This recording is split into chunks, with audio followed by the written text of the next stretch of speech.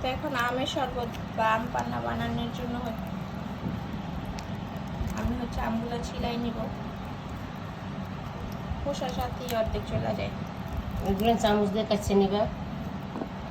আমাদের কিন্তু হাত ধোয়া, অনেকেই মনে করতে পারে যে হাত না দিয়ে বানাইতেছে। না, আমরা অনেক পরিষ্কার।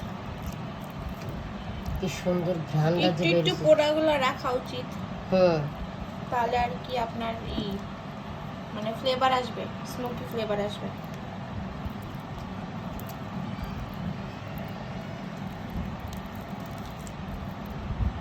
খুব সুন্দর পোড়া হয়েছে না? ঘ্রাণটা যা বাইরেছে না, একটু কম। হয়তো অনেকেই গরমের দিনে আম পান্না খেয়ে থাকেন, টেস্ট ভালো হয়, খাইতে অনেক মজা লাগে।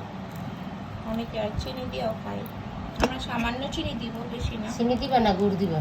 না, চিনি দিই, গুড় দিলে আবার আলাদা ফ্লেভার হয়ে যাবে। তো আমি এইটাও ছিলাইনি, তারপর দেখাচ্ছি।